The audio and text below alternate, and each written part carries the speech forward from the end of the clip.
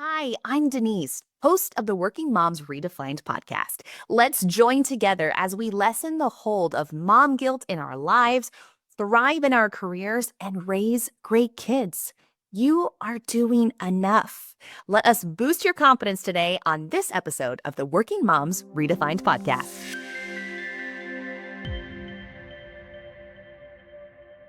Sleep. A whole night of sleep. How amazing that actually sounds. Now, if you were a working parent like me, it is still few and far between. And yet, it's not nearly as bad as those who are still going through those newborn stages. And for those who have teenagers, you have a different kind of not sleeping because you're waiting for the child to get home. Nonetheless, sleep is something that so many of us aspire to better understand, to better get, and also to help our own children get more sleep. Have no fear, a professional is now in the room. Amy Wiebe is the founder of Unbound Motherhood, and she's the author of OLEA, the Magical Sleep Fairy.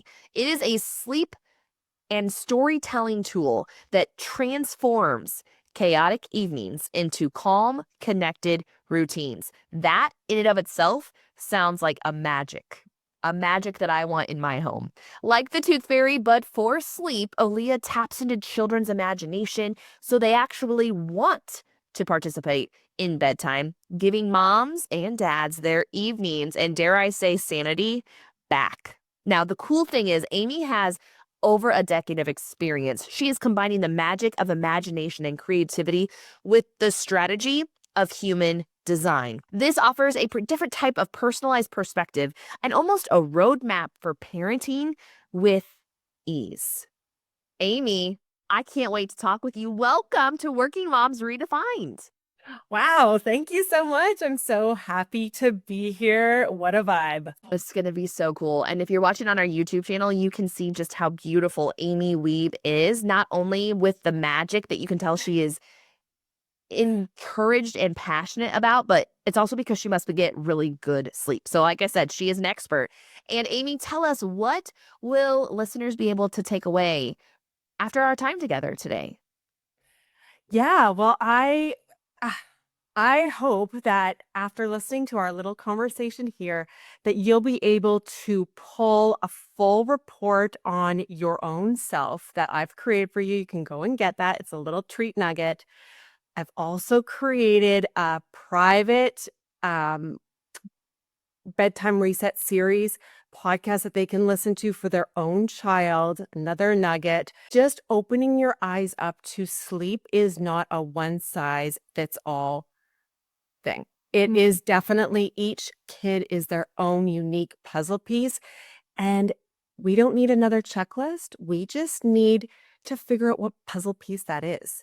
And then either put it in the corner or the center or whichever. What a good way to really put into picture the piece that we might be missing with our kids' sleep, which in turn help us show up as better parents. So we're going to get there with the help of Amy.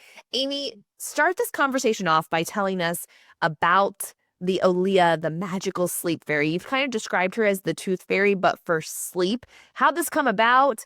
And what have you kind of seen its impact be on families? Absolutely. So I'm a little bit sarcastic in the way that I talk, but anyways, just get this. My kids were 5 and 4, and I had not slept, I felt like, even during pregnancy. So it was about 6 years of no sleep, and I didn't even recognize myself anymore. I was dragging my butt. I was exhausted. I was frustrated.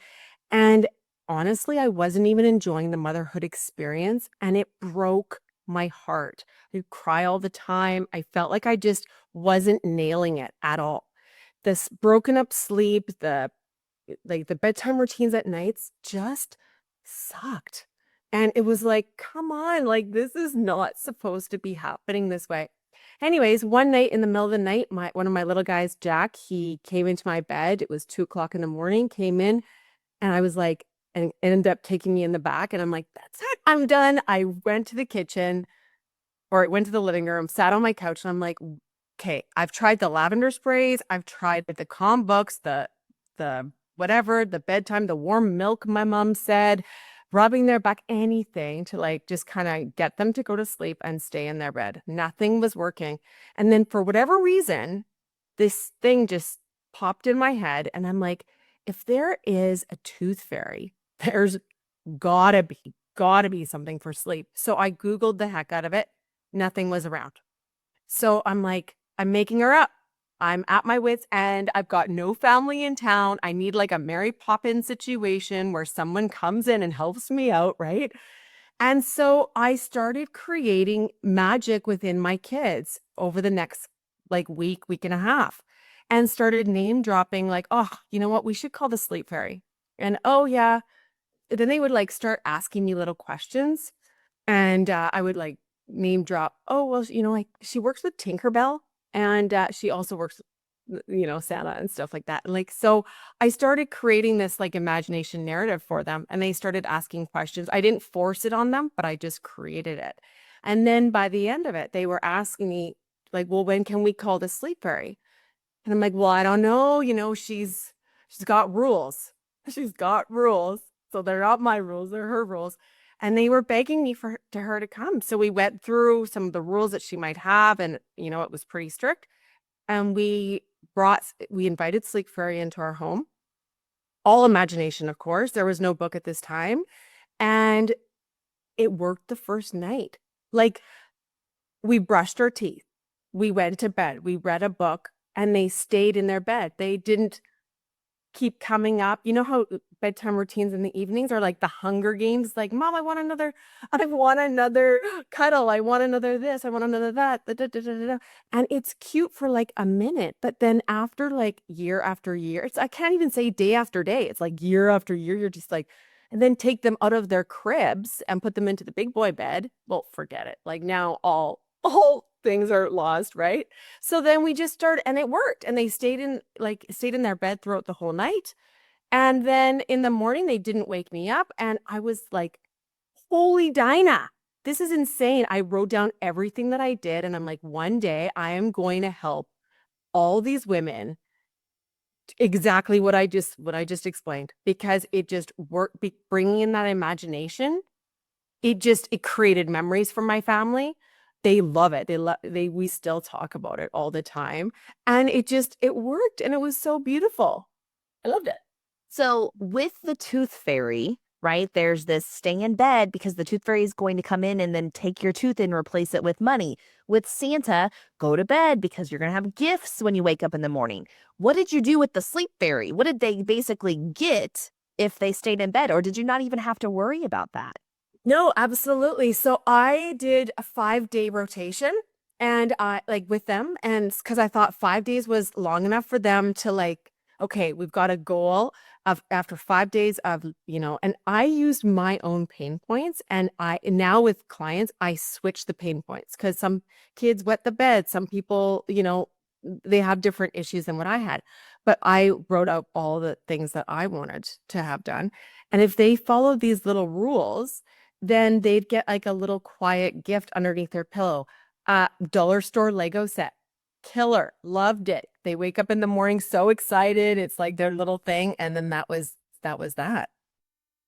Great, great tip. How do you think imagination is such a powerful tool? And yet at the same time, like, it's not something that we commonly lean on, but it had so much power at bedtime. Yeah, there's a few reasons for imagination, and I've thought so much about this over the years.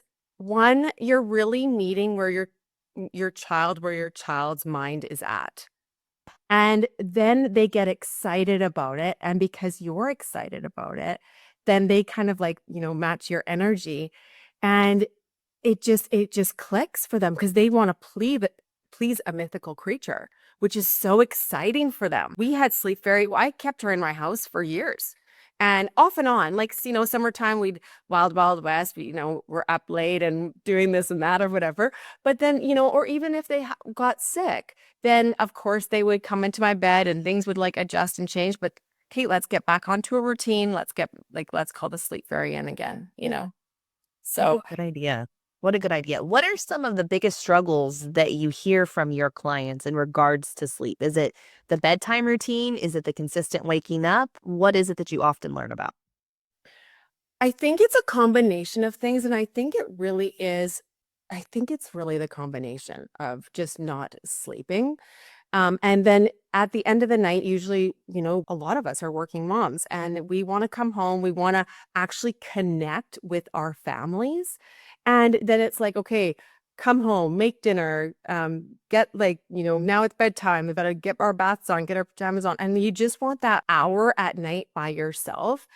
And so when this is being consistently consistent of not having your own time to fill your own cup, the noise levels, the frustration, you're just frayed. The moment we're just frayed. And so our true authentic self is not, or our best self is not coming out. I mean, I know I yelled at my kids, get to bed. Like this is driving me nuts.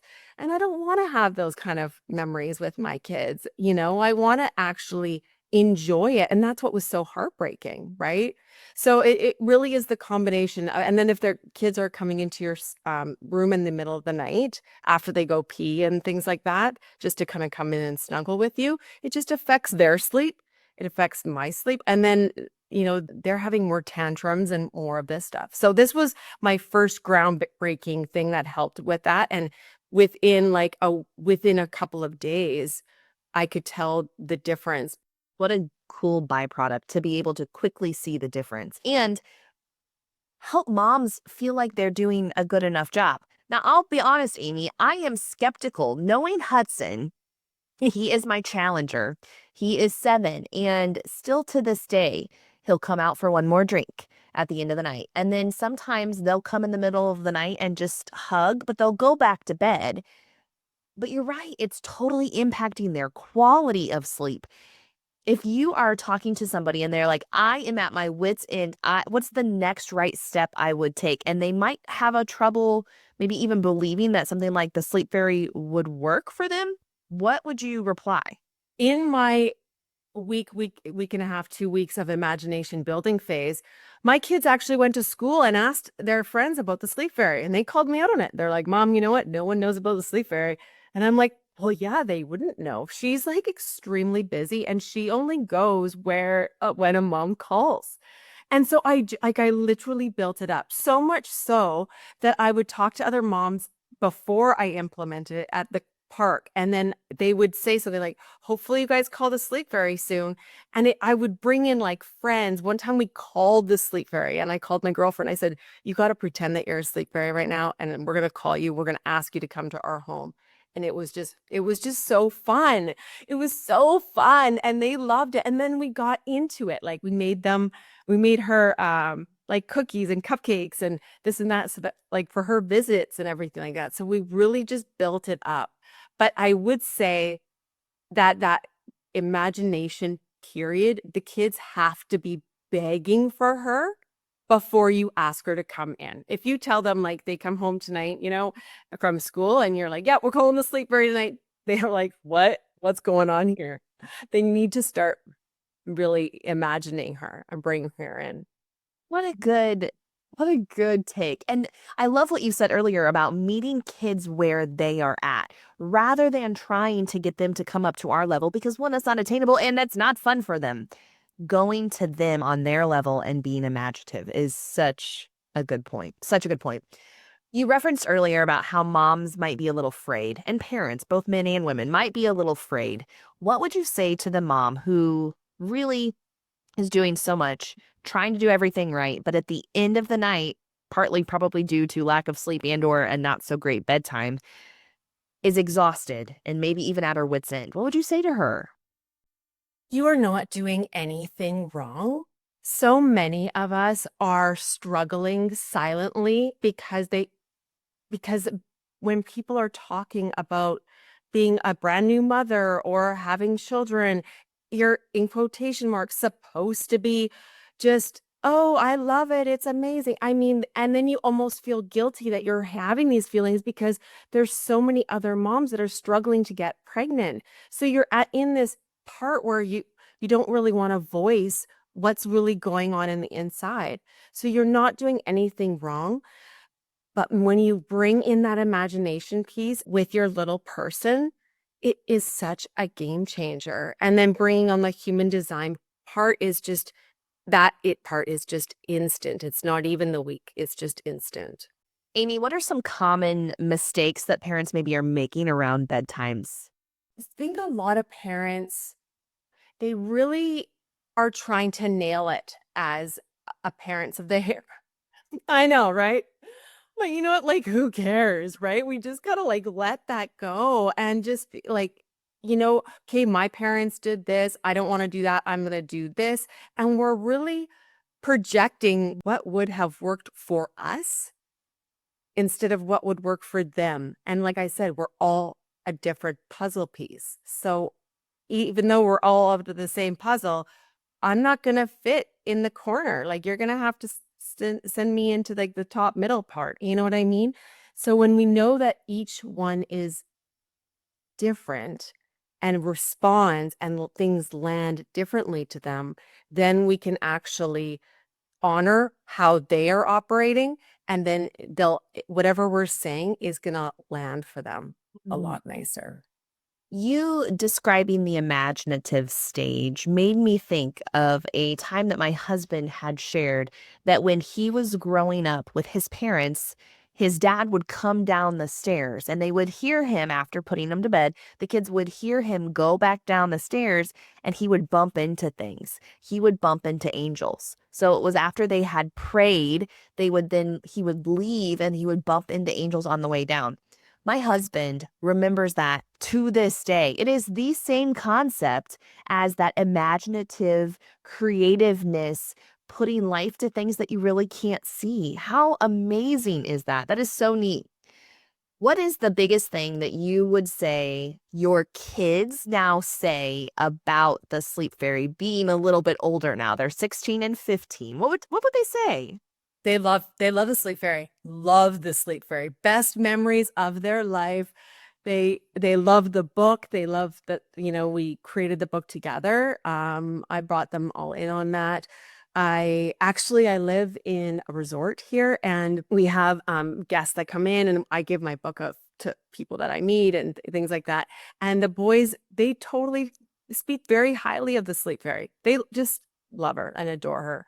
It gave them such a great foundational childhood memory, which was really important to me. Like I wanted to have a different experience for my kids. I wanted to go camping with them and do all these like fun things and things that weren't really necessarily like in my world as I was growing up. And so I love that. I love that portion of it. Human design, you've referenced a couple times. For those who might not know, can you explain human design to us? Yeah, absolutely.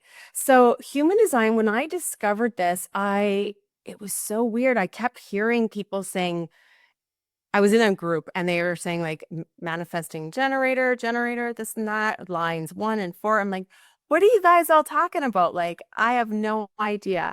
And once I heard about human design, I went in a little bit deeper and I was just floored on how accurate it is.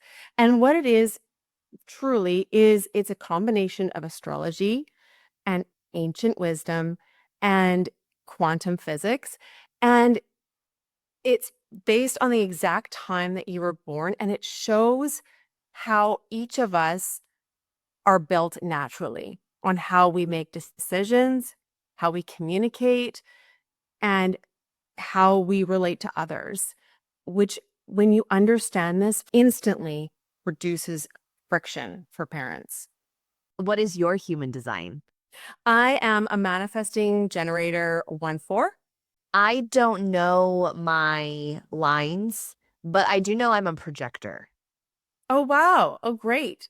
That is fantastic. Well, that's part of the goodies that I'm giving you guys all today is if you go to my website, unboundmotherhood.com, and you download your report. This is not just your chart. This is your chart, but then 18 pages plus or minus, depending on how many superpowers you have on your individual thing. And you can download that as many charts as you want for yourself, your husband, your kids, whatever, but it's written for the mom. So you'll love it. Love it, love it, love it. We will put in the show notes Unbound Motherhood link directly as well so that you can get that personalized roadmap. So talk to me. What are the key pieces of human design that parents should know about themselves and their kids? Sure. So when you look at her human design on the first day, if you've never even thought of it, you come and you look at your chart and you're like, what is this? It looks like a geometry kit set and you have no idea. You're like, this is madness. So the first thing I always like to say is learning your type is important for yourself and for your child. It'll tell you, are you here to start things? Are you here to build things? Are you here to guide or are you here to reflect? And for example, like my son Jack is a generator. So he's a builder. He likes, he's got a lot of energy. And then Max, he is a manifester and he is an initiator. So for when their bedtimes for them would look extremely different, Jack needs to burn off the rest of his energy. A tip for him would be go run laps around the house, jump on the trampoline, go for a swim in the lake. He's not wanting to read a book at the end of the night. That's not his vibe at all. Max, on the other hand, wants to like be able to make decisions. So I can say, okay, do you want to wear the blue pajamas tonight or do you want to wear the red ones? Do you want to read a book or do you want to have a shower? And he wants to be an authority. So he wants to be able to choose his own adventure, so to speak. So knowing that, then I can just set that landscape up for him. And then it's just, we're still going to bed like very different. That is insane. So finding out your child's human design will in turn hopefully make bedtime easier, is what you're saying. Absolutely. Absolutely. It's so exciting. In order to be able to find out that chart, listeners need to know the location in which your child or you were born and the exact time, correct? Correct. And if you don't have your time, you can phone the hospital that you were born at and find out.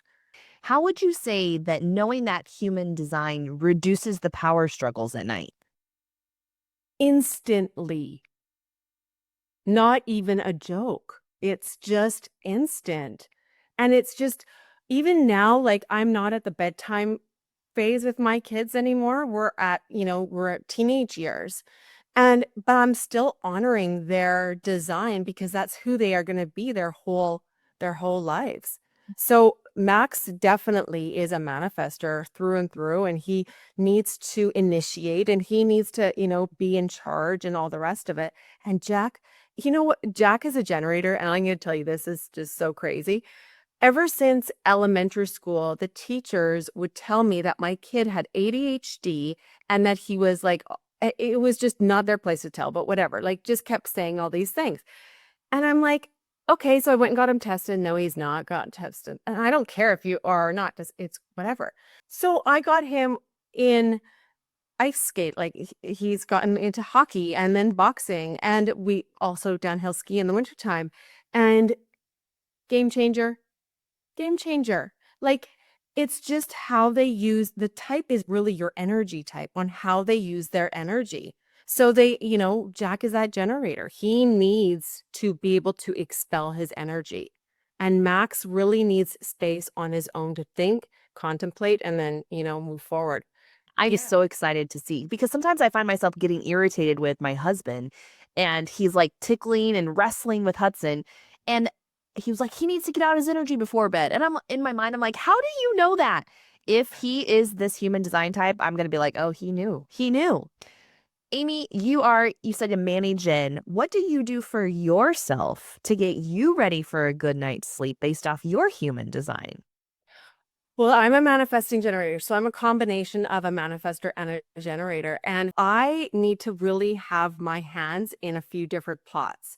So this is, one of my loves of my life is human design. And then I have, my workouts and my and that sort of thing. And so different things some people are cooking or whatever. Like I have to make sure that I'm excelling my energy, but in different spots. So in a day, I'll pivot throughout my day. Usually I try to keep it towards 3 buckets, but then as long as I fill each one of those up, then I'm good to go for sleep.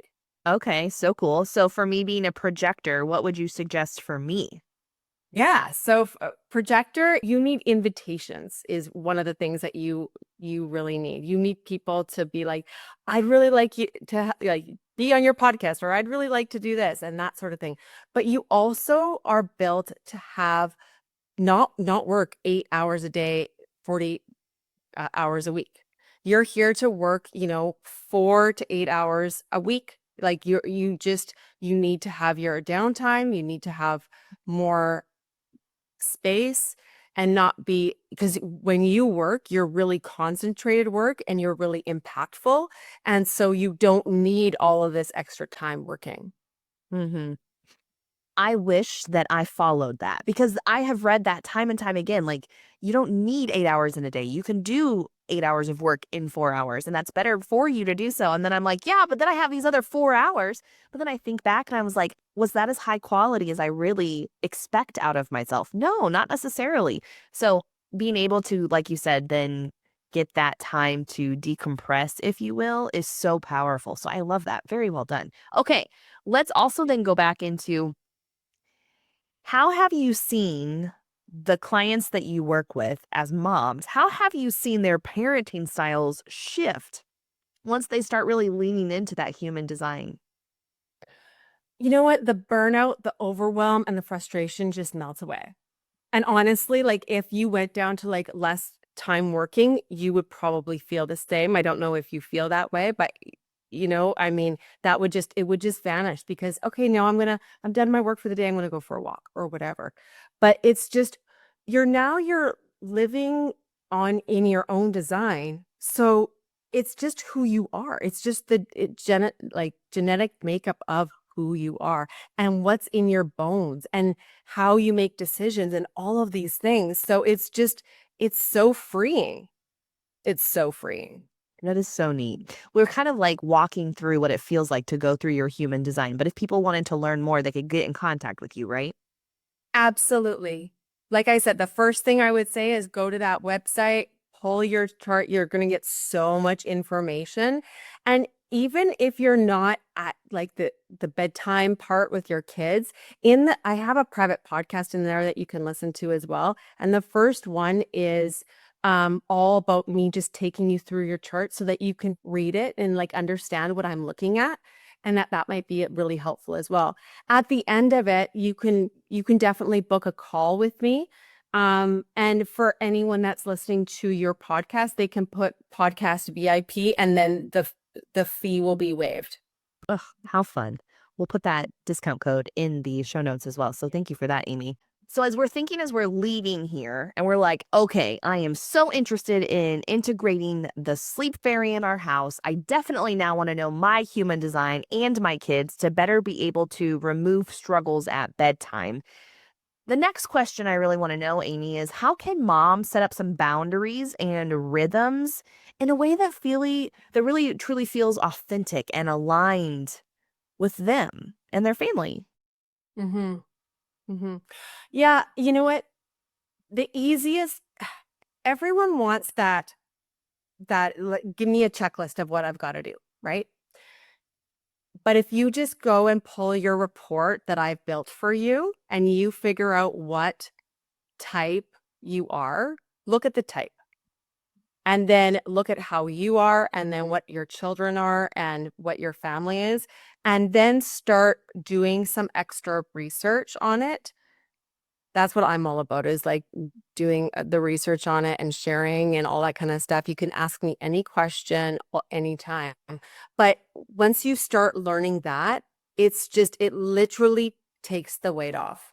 Unboundmotherhood.com is the place to go. Where else can these people that are so excited to now learn more about you go to find you? I'm on Instagram-ish. I'm really actually going off of social media and just doing everything within inboundmotherhood.com. I'm building a little community in there where I'm going to be having a bunch of um trainings and stuff like that for human design and in Amy language, and so that people can understand what all of this craziness actually is. And I'm just building like the people that want to actually hear it come to me. I'm not really a social media gal. I mean, you can look me up on my name, my personal profile on Facebook. I'm on there sometimes. I will, post little things here and there. But for the most part, it's Unbound Motherhood. And then you can just get into my world that way. I love it. Okay, before we part ways, my favorite part of the podcast are these lightning round questions at the end. So simple answers, whatever comes to mind. Amy, what is one word that describes your own bedtime routine when you were growing up? Comfort. Oh, that's beautiful. I love that. If OLEA the sleep fairy could give moms one magical gift, what would it be? Peace. Yes, please. What is the one bedtime tool besides the sleep fairy that you could not live without? Then it would have to be human design. What is one word that the kids would probably describe the visit from OLEA? Magical. Mm-hmm. Special. They loved her. Just special. So good. Last question. If you could change one thing about bedtime in every home, what would it be? I would just want it. I just want to dissolve that. I just want it to be beautiful for them. I want to dissolve that horrible rabbit hole that we keep going on when it's just like frustration, building on frustration.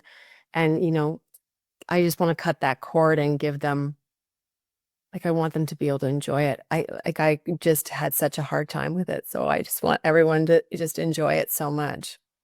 To know that you were able to come from the hard and to get to the side of enjoyment gives so many people so much hope. Amy Wiebe with unboundmotherhood.com. Visit her, learn about her book, learn about human design, and get connected in a community that is centered around you. This season of life, whichever one you are in with your kids, is hard. And yet, remember, you can do hard things.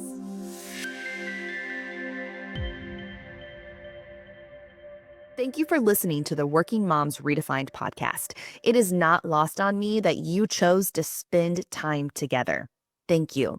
Let's connect outside of this space on socials. We'd love for you to follow us on Instagram, Facebook, LinkedIn, Pinterest. We've got it all to connect with you.